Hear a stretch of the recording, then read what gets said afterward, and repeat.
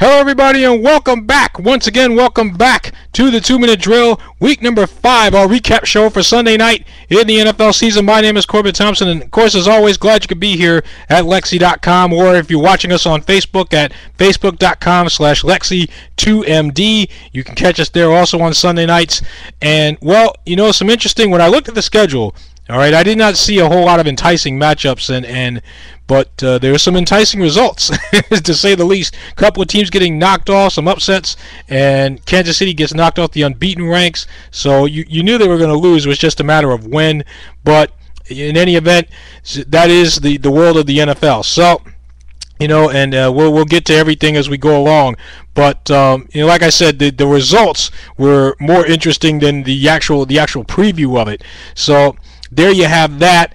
And you know, other than that, you know, I'm sure you guys know I'm a happy camper because the Giants actually for once play Giants football. But like I said, we'll get to that. But anyway, 415-322-9919 is the phone number, or 2-Minute Drill, the number 2minutedrill.lexi.com. And as I said, you can watch us on our Facebook page also. So with that being said, we'll run it down right now. Week number 5 in the NFL. We start with Jacksonville and Buffalo, and Buffalo almost had this one. You know, they were trying to get a win, get off the schneid, but it was Jacksonville in the end. 36-26, they beat the Bills. Mercedes Lewis, a team record, 5 touchdowns, a club record for tight ends for Jacksonville.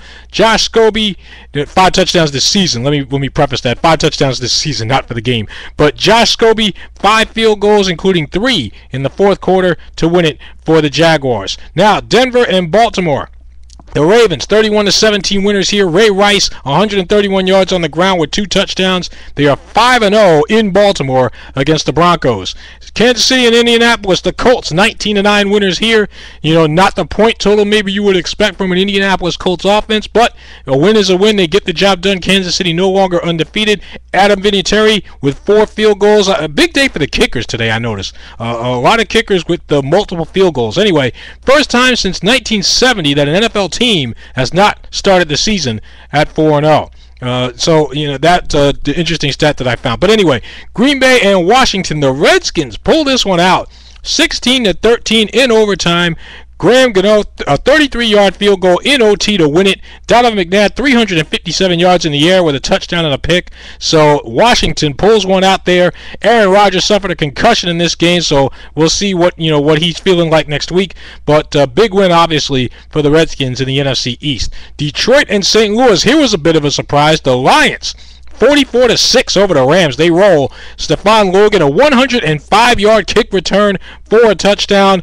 And I tell you what, Detroit, it's their most lopsided win in 10 years. And you wonder, maybe this is just maybe for once some positive momentum for the Lions. Chicago and Carolina, the Bears roll in this one, 23-6 over the hapless Panthers. And it might be the end of the road for John Fox. I don't know. Matt Forte, 166 yards. 4 touchdowns on the day. Todd Collins, their backup quarterback, 6 of 16 for 32 yards. He did throw 4 picks, and he ended up getting pulled in this game, but yet the Bears won relatively easily, so go figure that one out. Tampa Bay and Carolina, the Bucks, 24-21 winners here. Tampa Bay and Cincinnati, check that. 24-21 winners here. Connor Barth, 31-yard field goal with 1 second left to win it for the Bucks. Carson Palmer threw 3 picks, one of them leading to that winning field goal. Now, Atlanta and Cleveland, the Falcons, 20-10 winners here over Cleveland. Troy Bierman, a 31-yard interception return for a touchdown in the fourth quarter. Michael Turner had 19 carries for 140 yards on the day. Now, the Giants in Houston, my favorite game, 34-10 winners. The Giants, I didn't expect the Giants to win by that big a margin. I picked them to win, but I didn't expect them to roll as they did. Hakeem Nicks, 12 catches for 130 yards with 2 touchdowns. The defense held Houston to 24 yards on the ground. Arian Foster had 25, if I'm not mistaken. So, great job by the Giant D. And as I said before at the beginning, that's Giant football, and if you're a Giant fan, that's what you want to see. New Orleans and Arizona, here's a big surprise. Arizona knocking off the Saints, 30-20, so they get some measure of revenge from that NFC divisional game that Arizona lost. They got pounded by New Orleans in that game, so obviously not the same implications. But Jay Feely, 3 field goals, and the Cardinals forced 3 turnovers in this one, turned 2 of those into points, 2 turnovers into 14 points in the fourth quarter, no less, so a big factor for the Cardinals in beating the Saints. Tennessee and Dallas, I got to watch some of this one here in the New Jersey area, so and always good to see the Cowboys go down. See, that's for Fred. But anyway, 34-27, Tennessee wins, and so now the Cowboys, starting off at 1-3, that can't be good, especially with the expectations there. But Tennessee, obviously, 11 straight wins against NFC opponents. That's the longest active streak against another conference. The Titans did blow a 17-3 lead in this game, but they do win it. Chris Johnson, 131 yards with a pair of touchdowns. San Diego and Oakland.